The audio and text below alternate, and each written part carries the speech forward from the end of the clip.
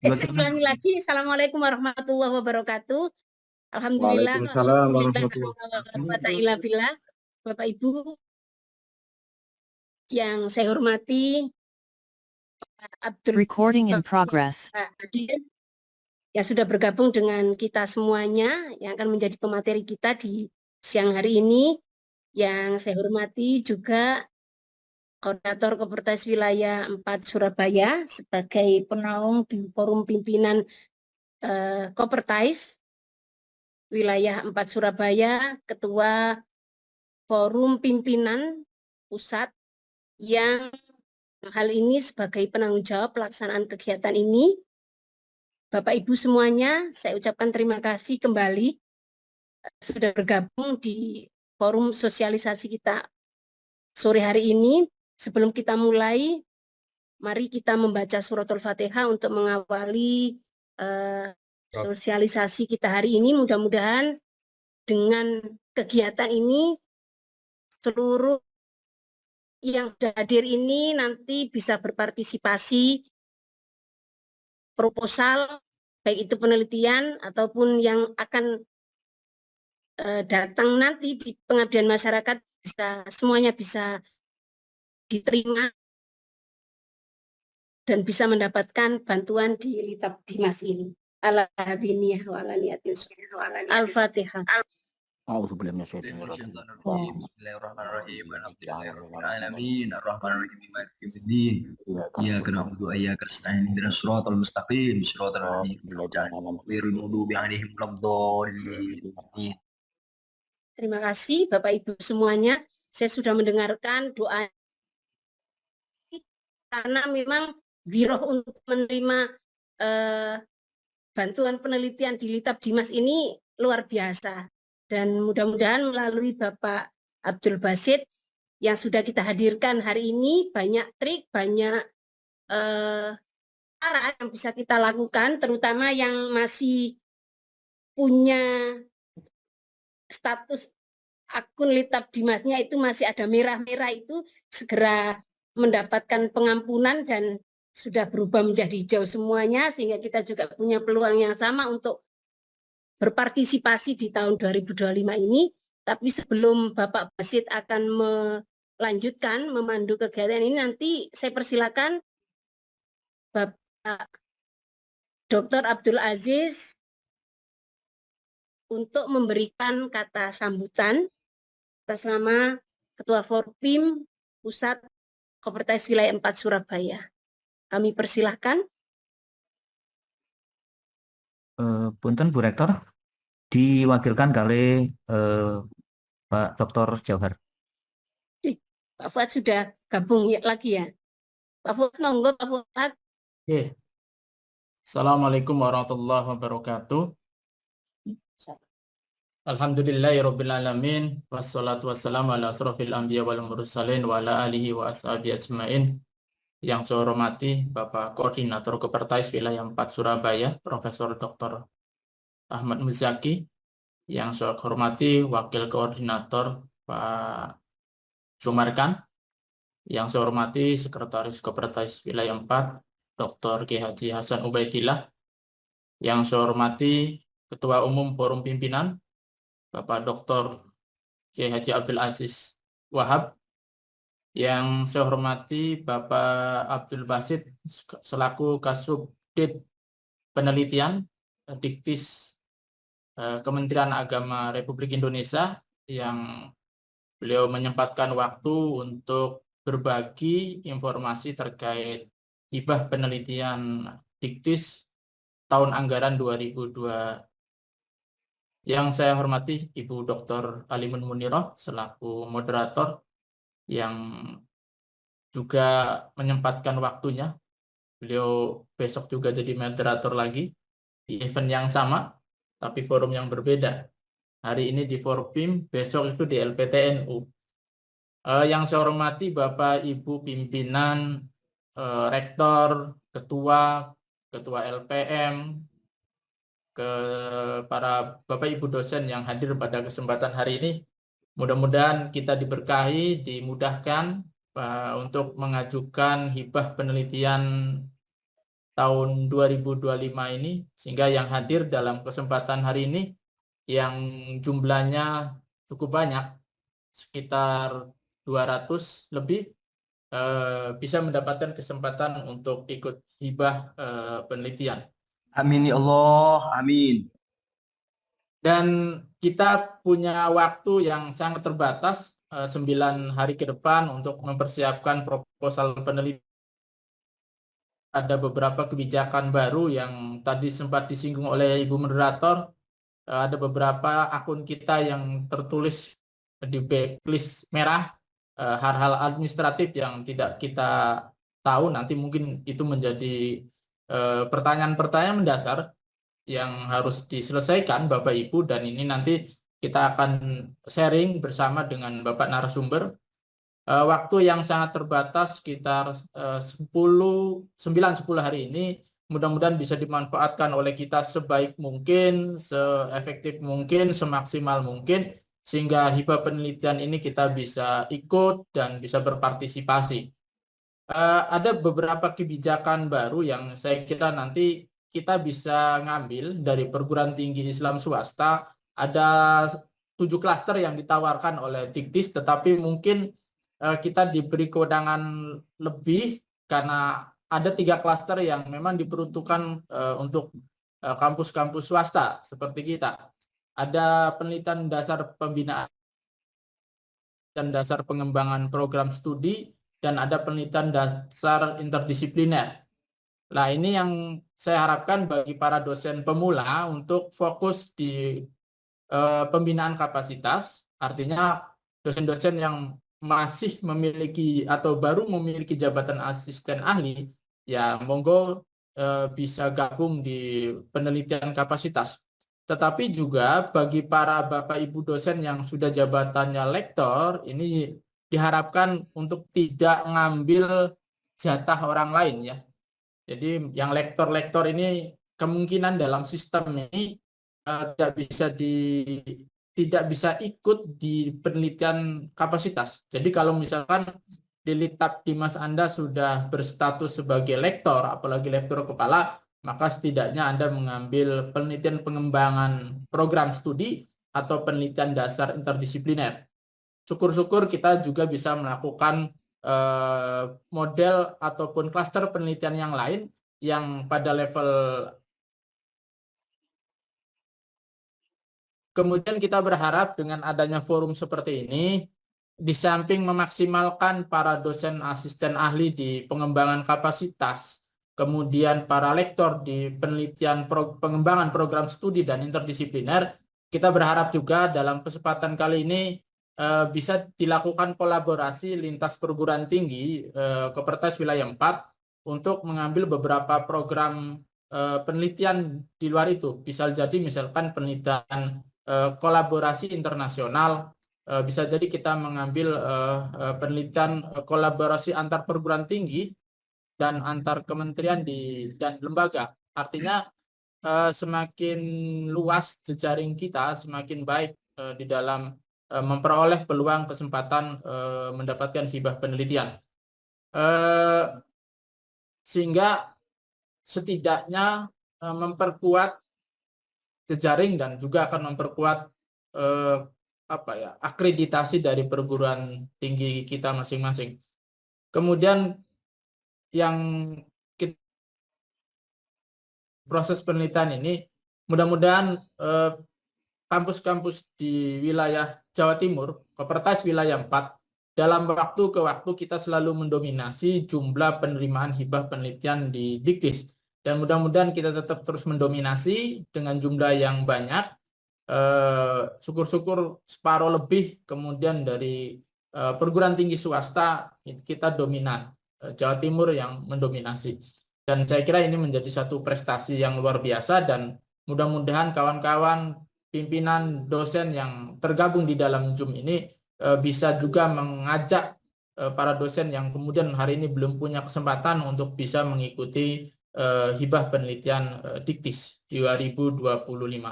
Dan mungkin nanti akan lebih banyak dijelaskan oleh Pak Abdul Basit terkait mekanisme sistem dan mungkin beberapa problem yang dihadapi secara teknis oleh para Bapak Ibu dosen untuk dijelaskan secara lebih detail, secara lebih rinci. Saya kira itu. Selamat dan mohon maaf tadi ada kendala teknis yang kemudian kita hadapi. Saya tidak menyangka kalau kemudian dalam kegiatan Zoom siang hari ini pesertanya melebihi kapasitas.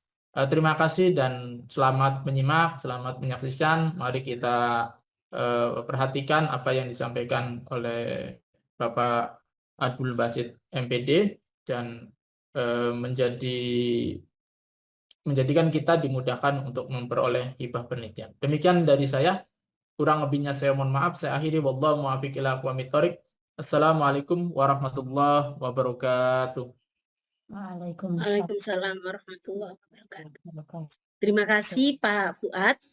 Selanjutnya, Bapak Ibu semuanya, mari kita dengarkan paparan sekaligus penyampaian seluruh. Sebetulnya ini panduan Juknis sudah diedarkan, sudah disampaikan ke seluruh PTKIS ya, tetapi kita perlu mendengar langsung dari Kepala Kasubtim untuk penelitian. Kalau PKM kan belum. Jadi beliau Bapak Abdul Basit, Magister Pendidikan, kami persilahkan dengan leluasa waktu keseluruhannya kami persilakan kepada Pak Abdul Basit. Monggo Pak.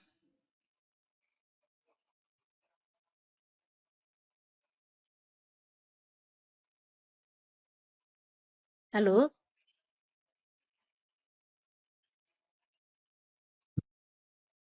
Makasih, Halo. Ibu Rektor. Assalamualaikum warahmatullahi wabarakatuh. Waalaikumsalam. Bismillahirrahmanirrahim. Alhamdulillah wassalatu wassalamu ala Rasulillah Muhammad ibn Abdillah la haula wala quwata illa billah ma ba'da. Yang sama-sama kita hormati Koordinator Kopertais Wilayah Jawa Timur, Prof. Ahmad Musraki,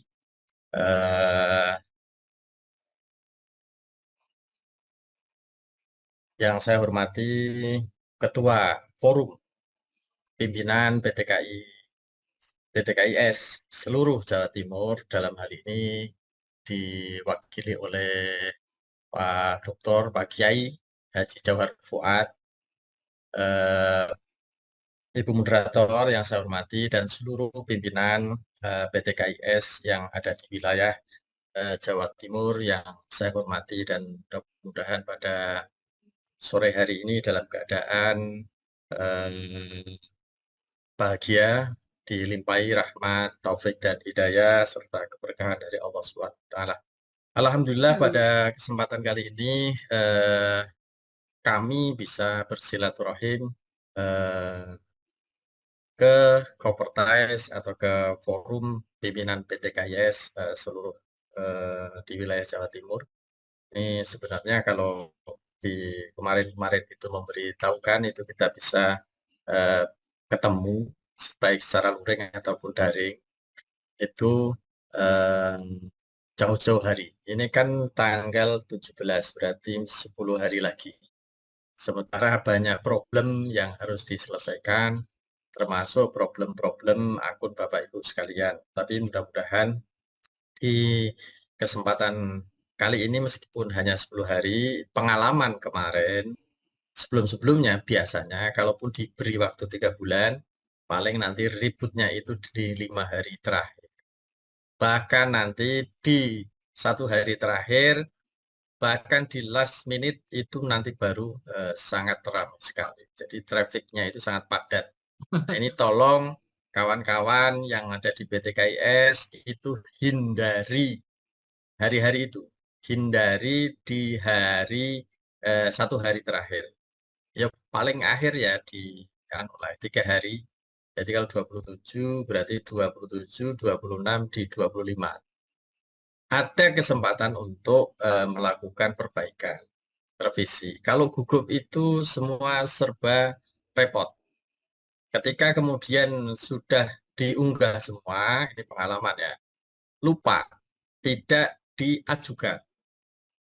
Sehingga geger, minta dicek dan seterusnya, ternyata posisinya masih draft. Ini kan mengecewakan sekali. Sama seperti halnya kemarin pengajuan reviewer, itu sudah diajukan semua, ada satu yang kurang, sehingga ternyata tidak diajukan. Nah, ini perlu menjadi perhatian dari Bapak Ibu sekalian. Selawat kita Nabi Agung Muhammad Sallallahu Alaihi Wasallam. Mudah-mudahan kita kelak mendapatkan syafaatul uzma beliau di hari kiamat. Amin Allahumma. Bapak Ibu, mohon izin untuk share screen.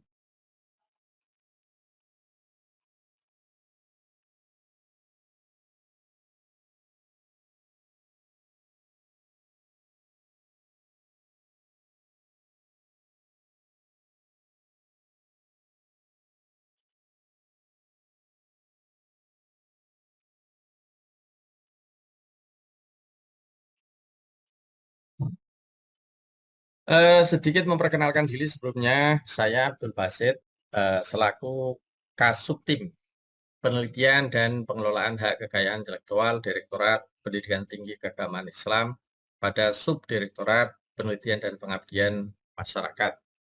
Ini profil saya kurang lebih, ini lahir di Pekalongan, sekarang di Bekasi.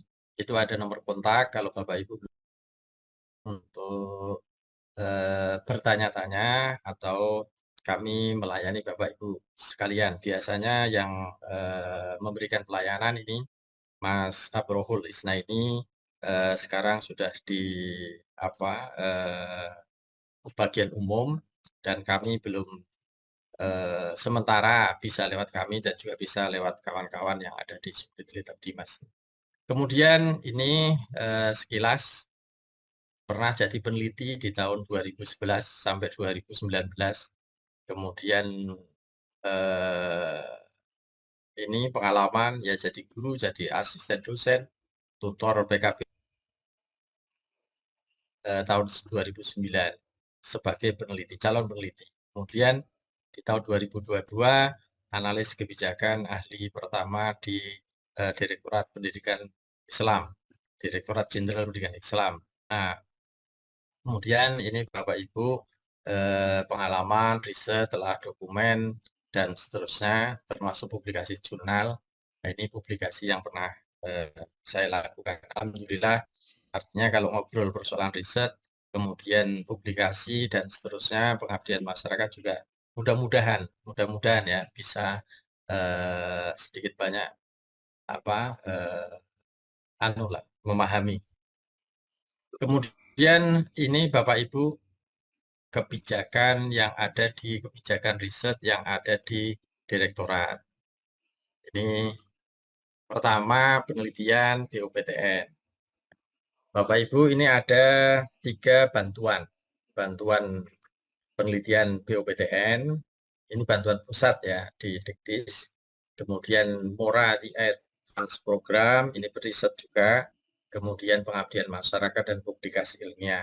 Kalau BOPTN dimulai untuk bantuan tahun anggaran 2025, kita sudah buka dari akhir Desember 2024, nanti sampai 2 Januari 2027. 10 hari sejak sekarang. Jadi sisa waktu 10 hari. Ini kompetitif, kemudian afirmasi PTKIS untuk jenis penelitian dasar, pembinaan, pengembangan prodi, dan interdisipliner. Tadi sudah disampaikan oleh Pak Kiai Fuad bahwa PTKIS ini mempunyai banyak peluang. Lebih-lebih untuk klaster penelitian dasar. Ini semua klaster penelitian dasar yang di pusat itu diperuntukkan untuk PTKIS. Nah, ini Bapak Ibu tadi sudah ada himbauan bagi yang jabatan fungsional asisten ahli, kemudian lektor. Ya, lektor itu untuk ketua ya di interdisipliner. Ini bisa mengakses penelitian ini. Kemudian skema pelaporannya, laporan keuangan berbasis keluaran. Jadi ini yang jadi masalah, bukan masalah ya, banyak pertanyaan dari kawan-kawan dosen, kawan-kawan peneliti, apakah kemudian kita harus membuat laporan utuh. Nah, silakan Bapak Ibu buat laporan utuhnya, pengeluarannya, ketika menyusun rencana, diskusi untuk menyusun instrumen dan seterusnya sampai pengumpulan data hingga publikasi itu bisa di-range. Kemudian pelaporannya menggunakan SPTJB atau surat pertanggungjawaban belanja atau SPTJM. Surat pertanggungjawaban mutlak ditandatangani di atas materai. Nah, seluruh bukti pengeluaran ini disimpan Bapak Ibu sekalian. Yang kedua, ini program riset Mora di Advance Program. Ini riset kerjasama antara Kementerian Agama dengan LPDP, Direktorat Fasilitasi. Dibuka proposalnya sepanjang tahun. Bapak Ibu di Litap Dimas di aplikasi itu ada menu riset BOPTN, State BLU, itu untuk memfasilitasi, yang BOPTN itu untuk memfasilitasi di pusat dan PTKIS, yang BLU hanya untuk yang BLU hanya di PTKIN. Kemudian ada menu Mora di Advance. Ini Bapak Ibu bisa mengakses pengajuan proposal di sini, dibuka sepanjang tahun. Seleksi rencana dilakukan 2 kali setahun, di awal tahun dan di akhir tahun. Sifatnya multi-years. Jadi ada 4 fokus. Pertama, sosial humaniora. Ini bisa 3 tahun dengan setiap periode tahun itu biayanya kurang lebih 500, maksimal 500 juta. Sehingga kalau 3 tahun itu bisa sampai 1 miliar. Itu untuk sosial humaniora. Kemudian ada saintek itu hingga per periode riset itu hingga 2 miliar. Kemudian untuk ekonomi dan lingkungan ini juga sama, multi-years, bisa multi-years sampai 3 tahun. Namun untuk fokus riset di layanan pendidikan dan agama ini maksimal 2 tahun. Jadi kalau ada yang mengajukan 1 tahun, ya 1 tahun skemanya. Kemudian kalau 2 tahun, ya skemanya 2 tahun. Nah, Bapak Ibu bisa akses ini di Litap Dimas atau panduan atau juknis kedua bantuan penelitian ada di aplikasi Litap Dimas. Yang ketiga, ini program bantuan pengabdian kepada masyarakat. Dibuka di tahun anggaran di 2025 ini, nanti akan dibuka, juknisnya sudah on proses. Nanti kalau sudah dipublish pasti akan ada sosialisasi. Skemanya SBM, biaya masukan, disampaikan dan dilaporkan. Prioritas PTKIS untuk klaster pembinaan. Kemudian publikasi ilmiah, ini untuk meningkatkan kualitas publikasi ilmiah dosen, dibuka di tahun anggaran, skemanya SBM. Ini termasuk bantuan penulisan jurnal internasional. Tetapi bukan tagihan bantuan penelitian. Contoh, Bapak Ibu dari PTKIS ada yang mendapatkan bantuan yang luarannya publikasi internasional, kemudian diajukan di bantuan publikasi, ini pasti akan ditolak. Kenapa? Karena publikasi Bapak Ibu itu bagian dari luaran atau rangkaian dari bantuan penelitian. Kemudian ini Bapak Ibu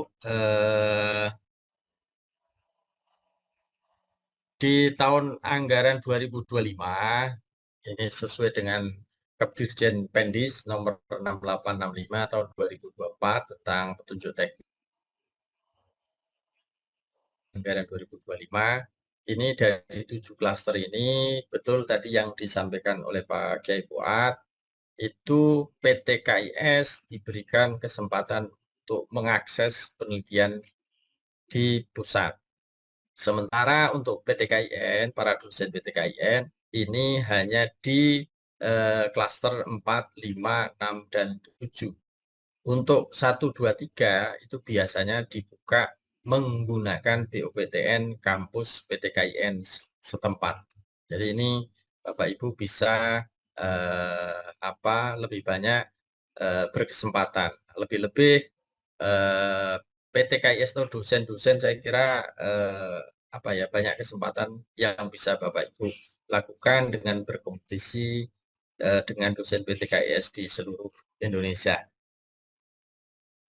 Kemudian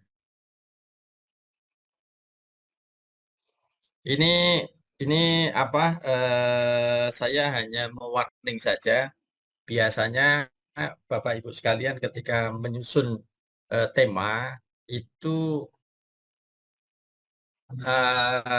ambilnya yang viral satu. Misalkan tentang moderasi beragama, itu semua moderasi beragama semua. Kemudian yang kedua itu besaran duitnya. Jadi milihnya itu besaran duitnya. Ada salah satu dosen contoh ini ya, penerima bantuan penelitian, double dengan penerima sebagai penerima bantuan publikasi ilmiah. Itu pencairannya lebih dulu penelitian, tapi ketika mengundurkan diri, yang mengundurkan diri itu pengunduran dirinya sebagai penerima bantuan penelitian, bukan publikasi ilmiah. Karena publikasi ilmiah itu duitnya lebih besar, kemudian pertanggungjawabannya tidak seperti riset yang dilakukan. Ini Bapak Ibu, ini ada RIRN, Rencana Induk Riset Nasional, kemudian agenda riset nasional, ada prioritas riset nasional. Ini Bapak Ibu, pun ini di tahun 2020-2024 ini masih sangat relevan untuk dijadikan referensi atau dijadikan dasar atau dijadikan untuk penelusuran ide tema-tema riset. Yang kedua, SDGs, Sustainability Development Goals. Ini pembangunan berkelanjutan, ini menjadi dasar pembangunan di seluruh negara di dunia. Ini basisnya menggunakan SDGs. Ini Bapak Ibu bisa juga mengaitkan tema-tema yang ada atau kepakaran Bapak Ibu sekalian dengan fenomena sosial yang ada.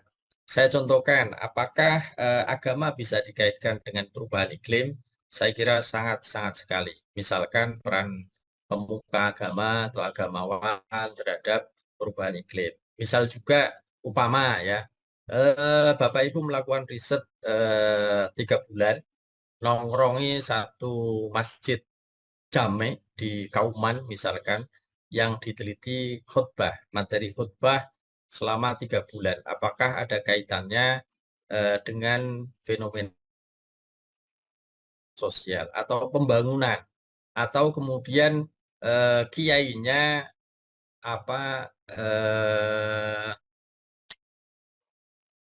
fokusnya ke stunting, atau kemudian ekonomi ekstrim, atau kemudian lingkungan. Nah, ini Bapak Ibu juga bisa mengaitkan hal itu. Agama bisa, pendidikan agama, dan seterusnya. Yang ketiga, ini agenda riset nasional PTKI 2024-2029. Yang dulunya agenda riset keagamaan nasional atau ARKAN 2018 sampai 2008, ini disempurnakan dengan memasukkan beberapa tema-tema saintek atau yang belum di-cover saat terbitnya ARKAN. Jadi insya Allah sudah lengkap tema-temanya, Bapak Ibu bisa menyesuaikan. Yang keempat, ini prioritas pembangunan, Asta Cita. Saya kira Bapak Ibu bisa searching program-program prioritas pembangunan pemerintahan Presiden Prabowo Subianto, yang saya kira diimplementasikan ke seluruh kementerian, bahkan kemudian Bapak Ibu dengan mendasarkan itu, saya kira juga preferensi agama, misalkan teks-teks agama, manuskrip, dan seterusnya itu juga bisa menjadi dasar misalkan mengintegrasikan fenomena sosial dengan keilmuan sosial dan teks-teks agama ini Bapak Ibu juga bisa menjadikan rujukan untuk pencarian tema. Nah ini Bapak Ibu, tema juga harus dikaitkan dengan manfaat riset. Jadi biasanya yang diperiksa oleh BPK ataupun Ijen ini masih berkutat persoalan manfaat riset. Kenapa manfaat riset? Karena basisnya SBK. Kalau dulu basis SBM yang dikejar-kejar, yang diuplok-uplok itu laporan keuangan. Ini nginepnya di mana, transport di mana, kenapa habis di mana, buktinya mana. Itu kalau basis SBM. Nah ini basis keluaran, itu Bapak Ibu harus mempertimbangkan manfaat riset atau manfaat yang dihasilkan dari kegiatan riset. Kemudian ini kurang lebih Bapak Ibu, paling tidak riset itu bermanfaat bagi dosen. Selain pendapatan, ini juga menjadi satu dokumen untuk kenaikan pangkat. Membutuhkan publikasi di tingkat nasional maupun internasional, Scopus, dan seterusnya. Kedua, untuk institusi. Institusi akan sangat-sangat terbantu dengan kegiatan riset yang Bapak Ibu lakukan, publikasi baik nasional maupun internasional, ini digunakan untuk akreditasi perguruan tinggi atau akreditasi lembaga. Ketiga, itu pengembangan keilmuan. Ini Bapak Ibu harus mempertimbangkan itu juga, pengembangan keilmuan, karena pada dasarnya ketika kita melaksanakan riset, itu untuk menemukan teori baru atau pengetahuan baru, atau menguji, atau kemudian mengaplikasikan teori tersebut terhadap fenomena sosial. Kemudian masyarakat. Jadi seperti ini, riset-riset yang dilakukan oleh dosen itu sebenarnya risetnya sangat-sangat bagus, tetapi saya bilang tetapi hanya pada fokus satu untuk publikasi, yang kedua untuk dosen, yang ketiga untuk institusi. Sementara masyarakat dalam hal ini objek riset itu sering terabaikan. Jadi mereka tidak mendapatkan solusi yang dihadapi atas problematika sosial yang Bapak Ibu riset, kemudian ada usulan-usulan atau rekomendasi saran yang harus dilakukan oleh masyarakat tersebut. Ini tidak sampai, karena rekomendasinya hanya tertulis di laporan penelitian dan juga di artikel dokumen ataupun bentuk yang lainnya, itu tersimpan baik di folder laptop Bapak Ibu sekalian atau di aplikasi.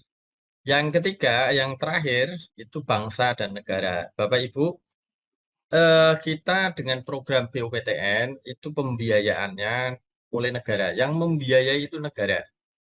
Jadi sekiranya riset-riset yang Bapak Ibu lakukan, ini kan sebenarnya ada satu kebijakan berbasis riset. Ini riset-riset yang Bapak Ibu lakukan itu ditunggu oleh negara, oleh pemerintah, baik itu daerah maupun pusat.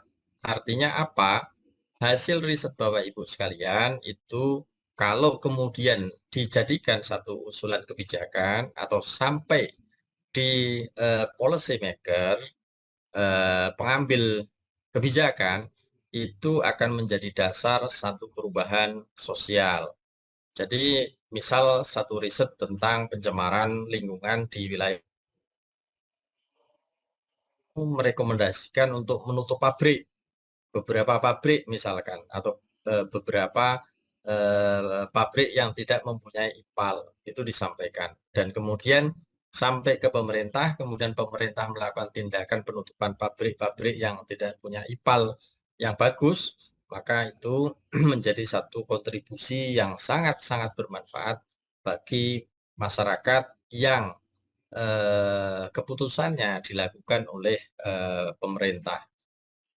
Kemudian ini Bapak Ibu, tema riset itu menghasilkan satu produk, itu satu publikasi ilmiah. Publikasi ilmiah ya berupa artikel pada jurnal, kemudian Bapak Ibu ikut nasional ataupun international conference, proceeding, kemudian buku, dan bentuk lain, termasuk publikasi di website.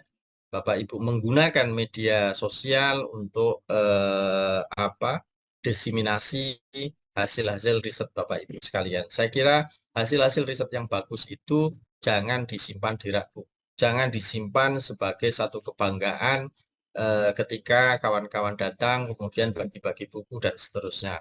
Ini harus disosialisasikan secara masif oleh Bapak Ibu sekalian. Yang kedua, itu teknologi tepat guna. Teknologi tepat guna ini kebanyakan bagi dosen-dosen atau peneliti dari saintek, dari sains. Nah, dari natural science atau dari saintek ini saya kira sangat-sangat dibutuhkan produknya berupa teknologi tepat guna yang bisa dimanfaatkan oleh masyarakat setempat. Misal cangkul itu kan kita masih impor dari Cina, kemudian gunting kuku, pemotong kuku juga masih impor dan seterusnya. Banyak hal yang artinya kita tidak bisa atau belum bisa menyodorkan teknologi tepat guna yang bisa dimanfaatkan oleh masyarakat. Yang kedua, hilirisasi. Hilirisasi kawan-kawan sekalian riset tentang hasilnya paten. Paten itu berhenti di paten, belum sampai hingga produk yang bisa dijual di masyarakat. Keempat, itu perubahan sosial. Tadi yang saya sampaikan, ini riset ini harus sampai ke masyarakat, harus sampai ke pemerintah. Tujuannya perubahan sosial yang lebih baik. Satu lagi, ini riset ini juga misalkan berupa model atau modul. Jadi ada model atau modul, jangan model-model atau madul-madul, itu repot nanti. Jadi rusak semua nanti kalau model-model, madul-madul. Jadi riset model ini kemudian bisa di hasilnya model, misalkan model pemberdayaan masyarakat, model pengembangan sosial dan seterusnya, atau model perekonomian dan seterusnya, itu kemudian kalau diimplementasikan lebih lanjut ke pengabdian masyarakat, ini akan bermanfaat bagi masyarakat. Jadi prinsipnya riset itu agar bisa memberikan kemanfaatan seluas-luasnya untuk dosen, untuk institusi, pengembangan keilmuan, masyarakat, bangsa, dan negara. Kemudian ini Bapak Ibu, saya kira kalau standar penelitian ini Bapak Ibu sudah memahami luaran, kemudian proses, kemudian standar masukan. Ini Bapak Ibu tema-tema yang sekiranya ada di agenda riset nasional PTKI. Ini Bapak Ibu bisa akses di Tabdimas. Nah, apakah kemudian kita bisa mengakses di judulnya tentang energi? Bisa juga. Kemaritiman bisa juga. Bapak Ibu di fenomena sosial pesisir kan ada juga itu banyak hal yang bisa dilakukan di sana. Bagaimana peran dari guru agama, misalkan peran dari agamawan dan seterusnya, ini Bapak Ibu bisa explore. Jadi mengkolaborasikan atau mengintegrasikan antara keilmuan agama dan ilmu-ilmu lain. Nah, ini di riset itu ada peraturan atau ketentuan umum. Ini sebenarnya syarat itu jadi satu di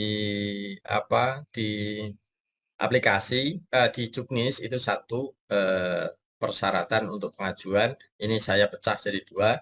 Ini ketentuan umum. Pertama, akun Litabdimas. Bapak Ibu harus memiliki akun Litabdimas, ID peneliti dengan cara pengajuan. Nah, di sana ada di laman Litabdimas itu ada pengajuan peneliti baru dan update. Jadi update akun. Bapak Ibu harus melakukan update untuk sinkronisasi dengan Sinta. Nah, ini kenapa harus disinkronkan dengan Sinta, Bapak Ibu, ketika kemudian Bapak Ibu yang ingin mengajukan kenaikan pangkat dan seterusnya, ketika kemudian diperiksa oleh asesor, ini akan dicari jejak atau histori Bapak Ibu. Riset historinya apa? Riset mandiri. Riset mandiri itu ya sebenarnya juga harus upload di akun Bapak Ibu. Kemudian alurnya juga sebenarnya harus ada alur review, kemudian pengumpulan data dan seterusnya seperti halnya riset-riset yang dilakukan. Kalau tiba-tiba itu publikasi ilmiah, itu artikelnya dari mana? Kemudian wajib, nah ini mengisi nomor induk. Ini Bapak Ibu, dosen tetap atau non PNS maupun non PNS. Kemudian tidak memiliki tagihan bantuan sebelumnya. Nah ini Bapak Ibu yang tadi disampaikan oleh Pak Kiai Fuad, bahwa tagihan sebelumnya kok kenapa merah, kok kenapa akun saya diblokir dan seterusnya. Ini yang banyak masalah di situ, yang Bapak Ibu sering kali bertanya-tanya kenapa akun saya diblokir, nggak bisa dibuka dan seterusnya. Kemudian diusulkan secara individu atau kelompok. Yang individu itu pembinaan kapasitas, yang lainnya semua kelompok.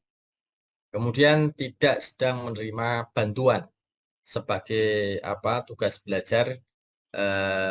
Biasanya kawan-kawan itu kan ada yang iseng ya, iseng-iseng berhadiah. Meskipun seperti itu ya mengajukan. Kemudian ini Bapak Ibu, ini riset dasar. Jenis dan klaster penelitian, ini riset dasar, ini pembinaan, menghasilkan laporan yang komprehensif. Ini riset dasar itu ada 3, riset pembinaan, kapasitas, pengembangan prodi, kemudian interdisipliner. Yang pembinaan kapasitas hanya untuk asisten ahli dan JFT lain, maksimal dana 20 juta. Kemudian yang pengembangan prodi itu anggotanya maksimal 2 orang, ketua AA, minimal AA doktor atau lektor, maksimal dana 40 juta. Kemudian untuk interdisipliner anggota maksimal 2 orang. Ini Bapak Ibu silakan Bapak Ibu bisa akses di juknisnya. Kemudian ini riset terapan. Ini sebenarnya masih ada satu, bukan problem sih, tapi keluh kesah. Keluh kesah saya pribadi. Jadi kawan-kawan sekalian ketika menyusun, membedakan antara riset dasar dan riset terapan. Kalau saya sih mudah, riset terapan itu hasilnya mau diterapkan di mana. Kalau yang diterapkan itu kan misalkan kajian strategis nasional. Ini pasti akan mengkaji isu-isu strategis nasional. Setelah selesai, hasilnya itu mau diterapkan di mana. Nah, ini rekomendasinya kan pasti ada, ini terakhir ini, dimanfaatkan oleh end user. Artinya bisa diterapkan, dimanfaatkan. Bentuknya bisa rekomendasi kebijakan, model, atau indeks yang lain. Ini di sini termasuk korelasi Dudi. Nah, ini Bapak Ibu jumlah keanggotaannya, syaratnya dan seterusnya. Silakan Bapak Ibu akses di juknis. Kemudian riset pengembangan, sama pertanyaan saya. Itu yang dikembangkan itu apa? Kan itu pertanyaan sederhana. Jadi ini ada 4 klaster kolaborasi antar perguruan tinggi, kementerian, lembaga. Nah ini Bapak Ibu kesempatan untuk kolaborasi dengan perguruan tinggi negeri, swasta, PTKI, PTKIS, PTKIN, PTKN. PTKN itu selain Islam, itu bisa. Kemudian PTU umum juga bisa. Kalau yang PTKIN itu didorong untuk bekerja sama dengan minimal PTKIS. Tujuannya untuk apa?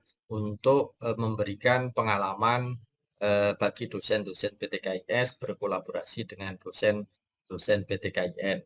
Kemudian lembaga dengan BRIN atau lembaga riset lainnya. Kemudian pengembangan pendidikan tinggi, kolaborasi internasional, kemudian survei kajian strategis nasional. Ini Bapak Ibu ada banyak perubahan di Juknis, silakan dipahami, didalami. Kolaborasi internasional itu nanti syaratnya apa? Ini nomor 3, melibatkan peneliti sekolah atau riset luar negeri yang sudah MOU. Jadi tidak sembarangan. Tidak juga asosiasi yang ada di sana diajak kerjasama. Kalau bukan lembaga riset dan sudah dasarnya sudah MOU. Kemudian lektor kepala. Lektor kepala bergelar doktor. Proposal berbahasa asing, Inggris atau Arab. Ini maksimal pendanaan. Oke. Kemudian ini alurnya, Bapak Ibu, alurnya juga kita coba sederhanakan. Mulai dari pendaftaran, kemudian ada desk evaluation, ini seleksi administrasi dan cek similarity. Kami sarankan untuk cek similarity, Bapak Ibu, ketika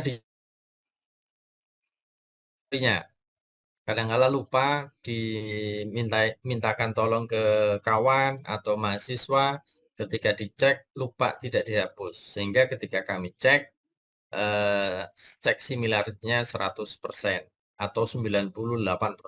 Ini Bapak Ibu silakan yang teliti, yang detail. Kemudian untuk administrasi, ini Bapak Ibu juga harus paham detail.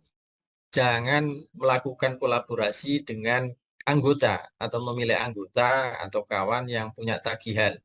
Bapak Ibu tidak punya tagihan, tapi ketika mengajak dosen yang lain, tidak mengkonfirmasi apakah yang bersangkutan itu pernah mendapatkan atau selesai tagihannya atau belum. Nah ini Bapak Ibu sudah yakin ternyata ada satu kawan Bapak yang ada satu kawan atau tim anggota itu punya tagihan, akhirnya itu akan ditolak.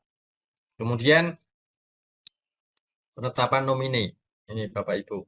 Jadi setelah selesai, kemudian berkurang jumlahnya, kita seleksi, kita tetapkan sebagian klaster itu untuk seminar proposal, sebagian penilaian substansi.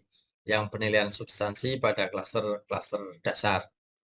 Jadi tidak seminar. Tidak dilakukan seminar.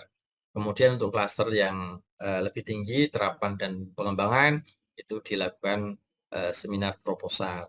Biasanya dilakukan secara daring. Dan ini berkesempatan Bapak Ibu untuk meyakinkan, berargumentasi pentingnya tema ini diangkat untuk riset dan kontribusinya. Jadi secara praksis maupun secara teoritis. Ini mohon disampaikan argumennya dengan adu argumen lah dengan reviewer. Ini setelah selesai nanti penetapan penerima bantuan, tanda tangan kontrak, kemudian pencairan bantuan, pelaksanaan kegiatan penelitian. Nah ini Bapak Ibu jangan terpaku di sini alur ini. Nah biasanya pencairan bantuan karena ada satu kendala, satu hal itu kemudian dilakukan di akhir tahun ya, misalkan di November.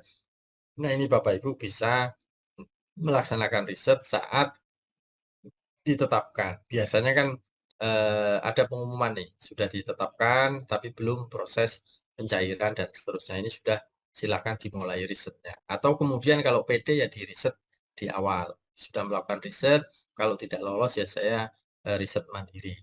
Nah riset mandiri itu sebenarnya gampang Pak. Teorinya gampang ya. Bapak Ibu biasanya naik mobil, silakan naik ojek. Naik Gojek atau Grab 1 bulan. Ini sering saya sampaikan, naik Gojek atau Grab 1 bulan itu pagi dan pulang, berangkat dan pulang. Silakan susun wawancara tentang respon apa, respon driver ojol terhadap kenaikan BBM. Kalau yang dikaitkan agama berarti terkait dengan yang lain atau isu-isu keagamaan yang lainnya. Itu Bapak Ibu, kalau PP selama 3 bulan itu sudah mendapatkan informan 60 informan. Dan pasti akan beda-beda, tidak akan sama. Nah, itu akhirnya jadi data ya, yang bisa ditulis dan dilaporkan. Kemudian laporan antara, ini monitoring evaluasi dan seterusnya, ini Bapak Ibu, ini termasuk outcome-nya. Nah, ini yang juga harus dipahami, Kalau laporan akhir ini dilakukan di akhir tahun anggaran. Ini laporan akhir. Ada laporan keuangan, ada laporan akademik. Ini di sini. Dan kebutuhan lainnya termasuk logbook itu harus di akhir tahun anggaran, itu paling maksimal. Kalau outcome ini disesuaikan. Kalau publikasi nasional itu maksimal 2 tahun setelah pencairan atau setelah tahun anggaran. Berarti kalau sekarang 2025, 2 tahunnya berarti 2026, 2027 untuk publikasi nasional. Untuk internasional itu 3 tahun. Kemudian ini Bapak Ibu sekalian terkait dengan proposal. Ini proposal naratif. Proposal itu terdiri dari dua dokumen. Satu dokumen naratif, proposal naratif. Yang kedua dokumen RAB, rencana anggaran belanja. Ini judul penelitian. Saya kira Bapak Ibu sudah sangat memahami bagaimana memilih judul yang tepat, termasuk tadi sedikit saya sampaikan, ya coba baca-baca SDGs, kemudian rencana induk riset, kemudian Astacita, agenda riset nasional BTKI, dan seterusnya. Kemudian untuk abstrak dan kata kunci, ini sudah ada fill-in-nya, ini silakan diisi, latar belakang, kemudian rumusan masalah, tujuan penelitian, kajian yang relevan. Nah ini Bapak Ibu sekalian, pengalaman yang sudah dilakukan, kajian yang relevan itu seringnya ambil hasil-hasil riset atau kajian di jurnal-jurnal ilmiah, kemudian dimasukkan, dikutip di sana, tidak ada konklusi atau tidak ada bukti atau argumentasi novelty dari Bapak Ibu yang lakukan, riset yang Bapak Ibu lakukan. Ya cuman ditempel-tempel saja, misalkan ada 10 riset yang hampir sama, nah perbedaannya apa dengan riset yang dilakukan oleh kita. Ini butuh satu analisis dari Bapak Ibu sekalian untuk menyampaikan itu. Yang kedua, yang nomor 7 itu konsep atau teori yang relevan. Dari teori-teori yang ada itu bukan di tempel-tempel, oh ini teorinya seperti ini tuh. Itu harus ada kerangka konseptual dari teori tersebut. Ini masalahnya seperti ini, dengan teori seperti ini nanti akan seperti ini. Dianalisis dengan teori ini sebagai besok analisisnya, kemudian menjadi seperti ini, nanti akan seperti ini. Kemudian ini kalau hipotesis, ini untuk kuantitatif. Metodologi penelitian ini juga harus disertai instrumen pengumpulan data. Di tahun-tahun sebelumnya ini belum muncul instrumen pengumpulan data. Saya contohkan Bapak Ibu wawancara dengan teknik pengumpulan datanya wawancara. Biasanya dituliskan wawancara adalah bla bla bla. Wawancara menurut ini bla bla bla dan seterusnya. Itu Bapak Ibu mau gunakan wawancara itu untuk apa? Kan itu. Wawancara digunakan untuk mewawancarai siapa, menghasilkan data apa. Nah, ini Bapak Ibu perlu dituliskan di situ, termasuk studi dokumentasi, observasi menurut ini adalah bla bla bla dan seterusnya. Nah, observasi yang mau diobservasi apa? Apakah mau mengobservasi proses pembelajaran atau mau mengobservasi fenomena sosial masyarakat tertentu? Nah, nanti menjadi satu data dari Bapak Ibu itu mendapatkan data yang. Kemudian instrumennya daftar pertanyaan, ya dibuat saja. Mau bertanya ini, yang mau ditanyakan ini dalam rangka menggali data ini. Sama halnya dengan kalau kuantitatif itu ada angket, itu harus sudah jadi itu anketnya diletakkan di metodologi penelitian. Kemudian rencana pembahasan ini sudah sangat memahami. Kemudian waktu pelaksanaan. Ini rencana pembahasan ya baiknya Bapak Ibu dari awal ini menemukan ini, nanti akan menjadi ini, nanti endingnya seperti apa, itu bisa dijelaskan secara detail. Kemudian waktu pelaksanaan, ini silakan Bapak Ibu, waktu pelaksanaan risetnya itu hingga 31 Desember prosesnya ya, 31 Desember 2025. Ini Bapak Ibu lakukan itu, ditulis sampai 31 tahapannya mau apa saja di ini. Kemudian di tahun berikutnya itu kan ada tuh 2026 itu misalkan draft artikel, kemudian submit dan seterusnya hingga Pak. Biasanya banyak yang meyakini anggaran itu dikecilkan saja nanti biar diterima. Enggak. Anggaran itu ya rasionalisasi, Bapak Ibu melakukan riset, butuh dananya apa, digunakan untuk apa saja. Nah itu ini di anggaran. Kalau anggarannya di situ maksimal 20 juta, ya susunlah kebutuhan-kebutuhan risetnya ya paling tidak sampai 20 juta. Itu seperti itu. Jadi jangan dikecilin biar dapat, itu enggak sama sekali. Ini Bapak Ibu yang klaster terapan dan pengembangan ini juga akan ditanyakan oleh reviewer. Kemudian daftar pustaka silakan dilihat di Juknis berapa tahun kan itu. Nah ini Bapak Ibu komponen penilaiannya, originalitas, novelty, berbasis metodologi regulatif dan kebermanfaatan. Ini kebermanfaatan itu ini pasti akan ditanyakan. Kemudian, nah ini Bapak Ibu. Ini tadi yang saya sampaikan, pengembangan keilmuan, menguji teori, publikasi, jurnal, buku, dan seterusnya. Kesejahteraan dosen, pangkat, royalti, angka kredit, narasumber, pakar, dan seterusnya. Institusi untuk akreditasi, pengelolaan paten, dan seterusnya. Masyarakat, ini perubahan sosial, mendapatkan teknologi tepat guna, pemberdayaan, dan seterusnya. Ini bangsa dan negara, ini usulan kepada pemerintah baik daerah maupun pusat dan end user. Nah, hilirisasi untuk produk yang bisa dimanfaatkan untuk perekonomian. Kemudian ini laporannya Bapak Ibu, ini saya tuliskan semua, tapi laporan tagihannya itu beda-beda.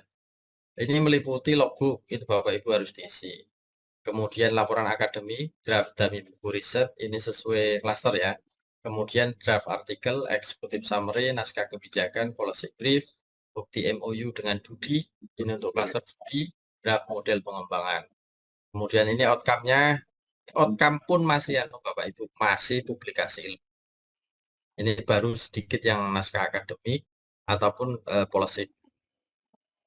Ini masih banyak nih. Kemudian ini syarat pencairan, kemudian ini kira-kira waktu apa pelaksanaannya. Kemudian ini ada sedikit ya tentang penilaian yang perlu Bapak Ibu pertimbangkan dalam menyusun. Nah ini Bapak Ibu, ini reviewer itu menilai per item, judul, latar belakang, rumusan, tujuan, ini bobotnya hingga 100.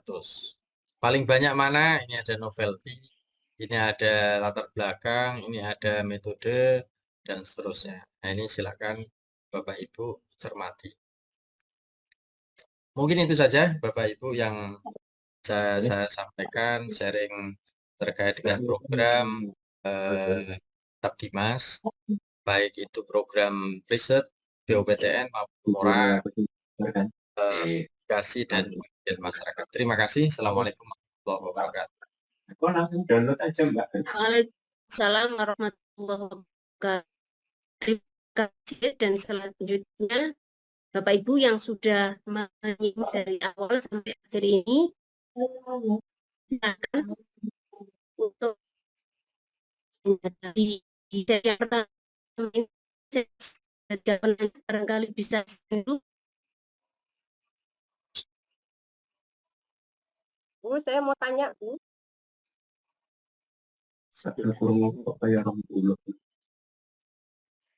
Boleh tanya?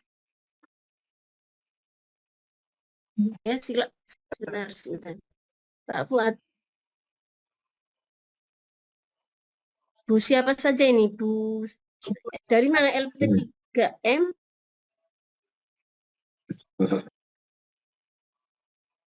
Yang resen mohon kesempatan Bu. Wahyu Taufika. mati diganti. Ini kamu nggak Bonifa sama siapa lagi Pak? Saya juga Anvina. Oke, bertiga ini. Bapak. Monggo Bu Hanifah dulu. Oke, permisi Pak. Assalamualaikum warahmatullahi wabarakatuh. Waalaikumsalam warahmatullahi wabarakatuh. Terima kasih atas kesempatan yang diberikan. Saya izin bertanya terkait dengan SK Jafung, Pak.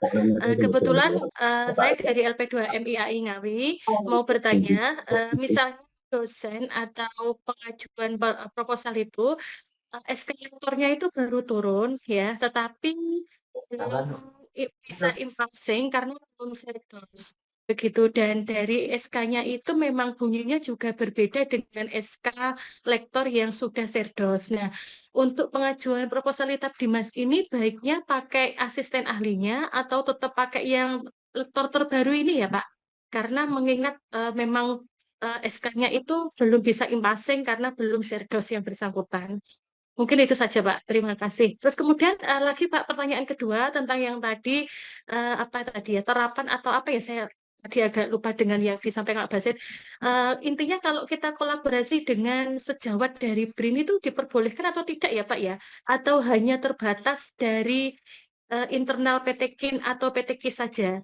Kebetulan saya juga punya kolega dari BRIN, begitu. Jadi kalau misalnya boleh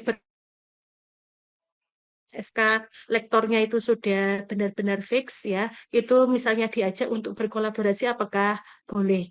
Mungkin itu saja dua pertanyaan dari saya. Terima kasih banyak. Assalamualaikum warahmatullahi wabarakatuh. Waalaikumsalam warahmatullahi wabarakatuh.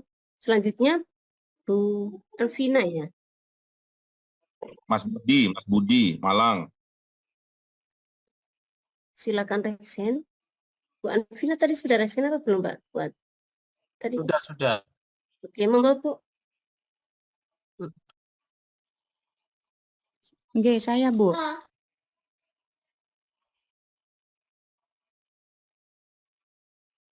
Silakan Ibu.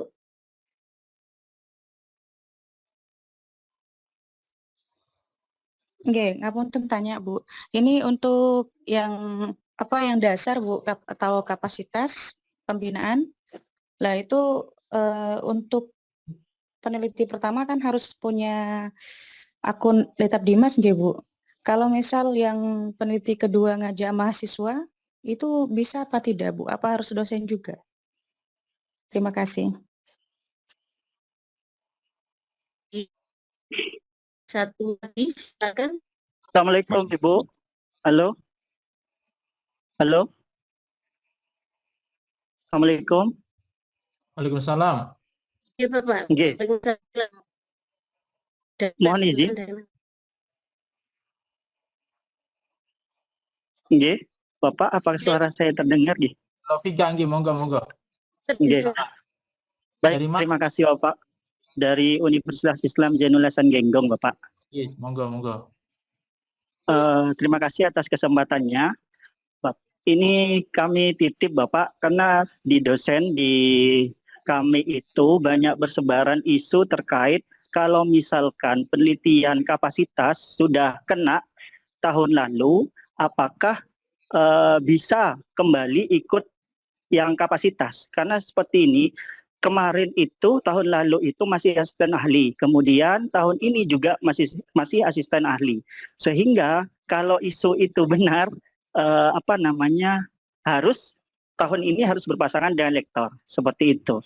Nah, jadi yang menjadi pertanyaan di kami itu, apakah kalau sudah kena terkait dengan penelitian kapasitas di tahun 2024, apakah masih bisa dan ada kemungkinan untuk kena lagi di penelitian kapasitas ini di tahun 2025. Seperti itu Bapak, untuk pemetaan kami ke depan, siapa aja yang misalkan masih bisa di kapasitas, ya kami optimalkan di kapasitas.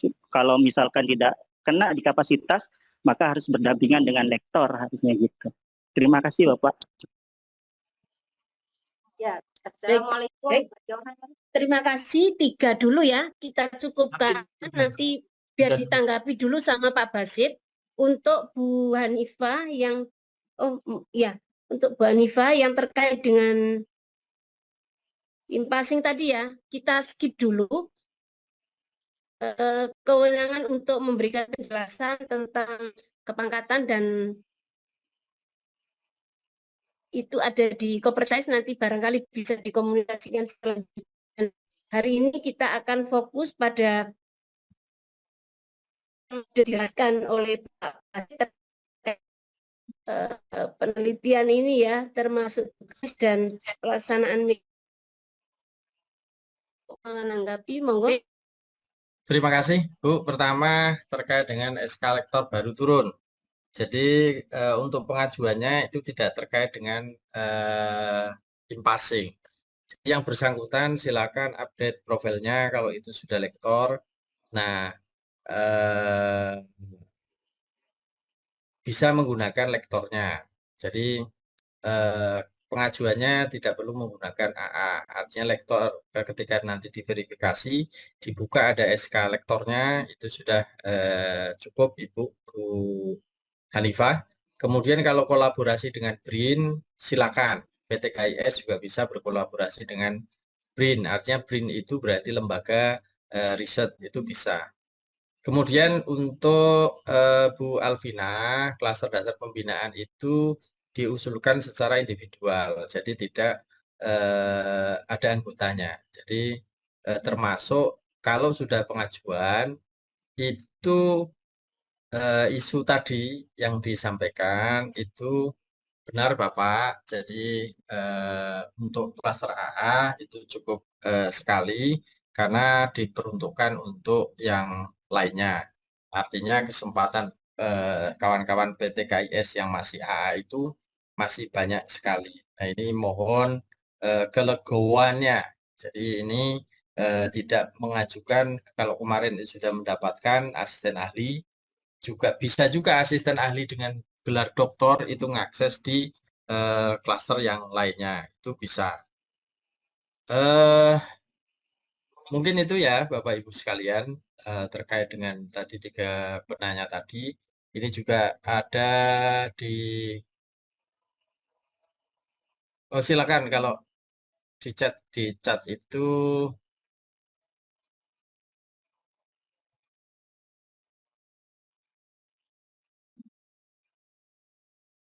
mengetahui klaster di perguruan tinggi ini ada di mana. Ini Bapak Ibu silakan download juknisnya di aplikasi Litab Dimas. Kalau yang belum punya akun silakan daftar akun. Kemudian Ibu yang sudah pernah mendapatkan bantuan ini pasti akan diblokir kalau belum memenuhi tagihan yang dilakukan. Kemudian tema yang diajukan ini tersimpan di aplikasi. Jadi proposal yang diajukan itu kalau mau diajukan kembali ya direpro Bapak Ibu, diubah. Kalau tidak diubah itu nanti akan kena cek similarity. Jadi dianggap plagiasi Bapak Ibu. Kemudian kalau institusi yang belum terafiliasi, silakan kirim permohonan untuk pembukaan akun Litab Dimas untuk Untuk perguruan tinggi A. Silakan Bapak Ibu ajukan kepadanya Direktur Pendidikan Tinggi Keagamaan Islam, CQ, Subdit, Kasubdit, Penelitian dan Pengabdian Masyarakat. Boleh menjadi ketua Bapak Ibu kalau itu klaster kolaborasi. Dari swasta ya, tidak harus dari negeri.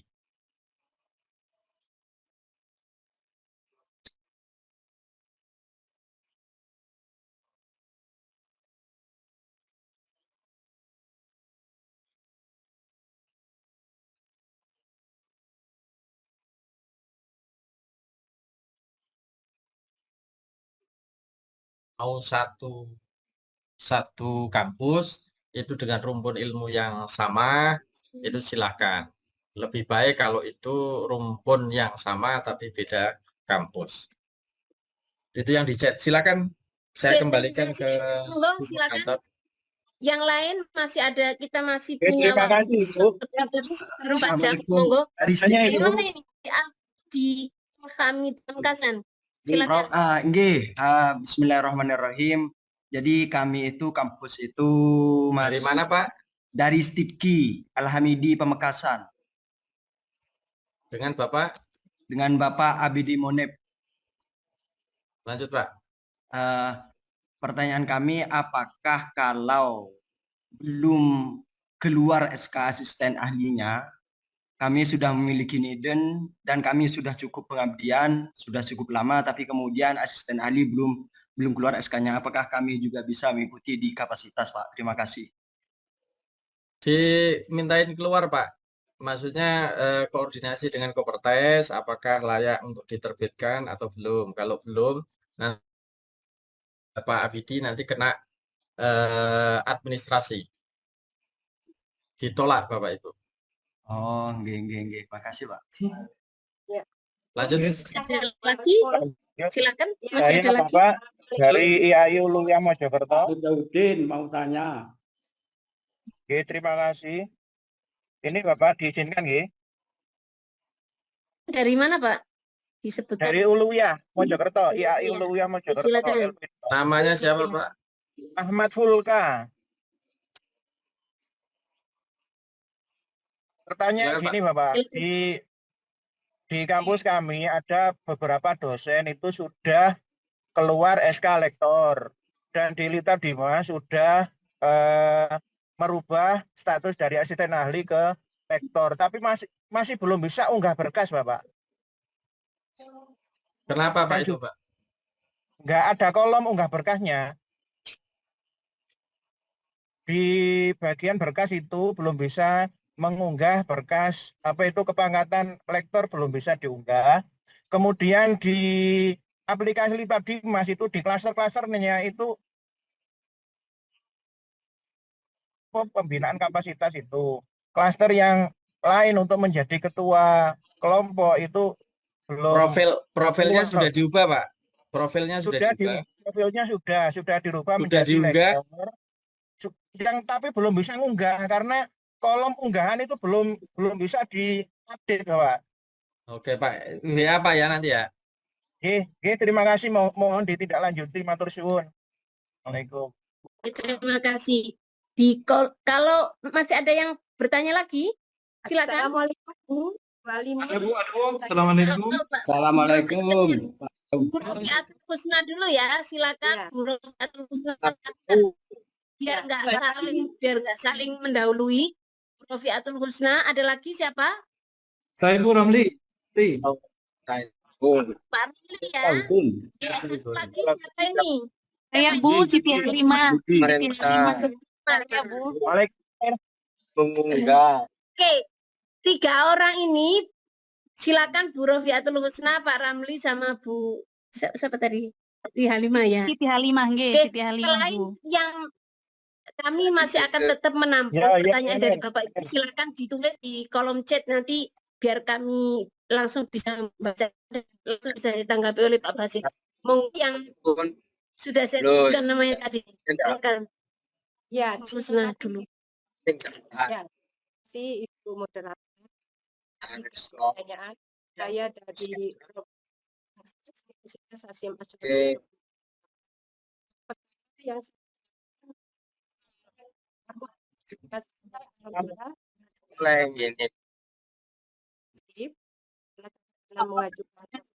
Ulangi Bu, yang agak kencang lagi. Mohon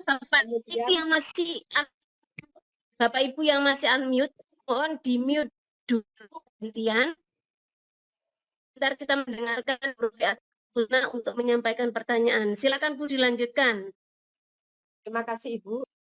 Selanjutnya akun Lita saya alhamdulillah sudah terima. Kemudian zaman sebelumnya belum ini baru semangat lagi. Mungkin di luar saya semangat gitu. Sinkronkan dengan sintaks saya. Alhamdulillah ada penjelasan seperti itu.